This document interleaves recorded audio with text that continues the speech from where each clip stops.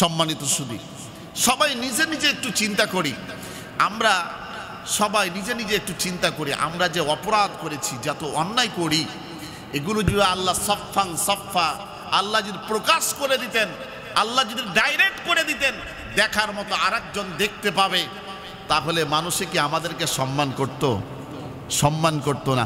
আপন সন্তান আপনাকে পিতা হিসেবে মানত না, আপনার আপন স্ত্রী আপনাকে স্বামী হিসেবে, আপনাকে ঘৃণার চোখে দেখতো, আপনার আপন কেউ আপনাকে কেউ কাছে টানতো না, আপনাকে কেউ ভালোবাসা দিত না, বরঞ্চ আপনাকে ঘৃণার নজরে তাকাতো। ঠিক না বেঠিক? যে আল্লাহ গোপন রাখলেন, সে আল্লাহকে আমরা সহজে কিভাবে আমরা ভুলে যাই ভাই?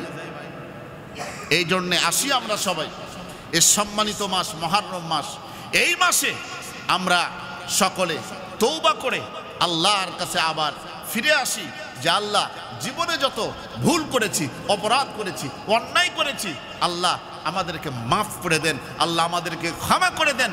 তুবু ইলাল্লাহি তাওবাতান নাসুহা, আল্লাহ উত্তম আমরা তওবা করতেছি তোমার দরবারে, আল্লাহ গো তুমি মাফ করে দাও। আল্লাহর কাছে যদি চোখের পানি ছেড়ে দিয়ে ক্ষমা চাওয়ার মতো যদি ক্ষমা চাইতে পারেন, মাফ চাওয়ার মতো যদি মাফ চাইতে পারেন, আল্লাহ সুবহানাহু ওয়া তাআলা জীবনের সমস্ত গুনাহগুলো অবশ্যই মা তাকাদ্দামা মিন যামবি আল্লাহ মাফ করে দিবেন। আল্লাহ পাক রব্বুল আলামিন তো বলছেন, আসো বান্দা আমার কাছে ফিরে আসো। আল্লাহ ডাকতেছে আমার কাছে ফিরে আসো, কিন্তু আমরা এত স্বার্থপর হয়েছি, এত কোরআন হাদিসের বয়ান হয়, এত কিছু আমরা শুনি, এরপরে আমাদের অন্তরটা নরম হয় না, দিলটা পরিপূর্ণ, আপনার কোনো পরিবর্তন আসে না।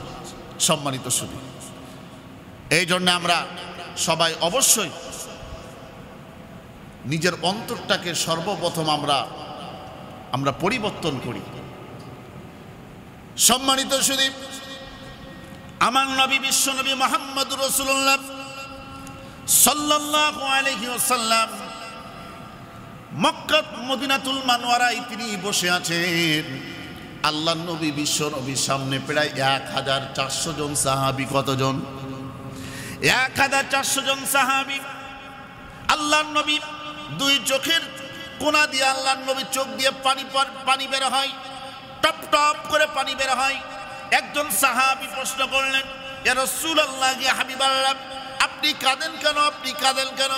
আমার নবী বিশ্বনবী বলেন, ও সাহাবীরা রে, আমি এই জন্যে কাঁদি, আমি এই জন্যে কাঁদি, যারা অন্ধকার কবরে যারা যাবে, গুনাহ নিয়ে যারা যাবে, ওয়ামাই ইয়ামাল মিসকালা যাররাতিন শাররান ইয়ারা।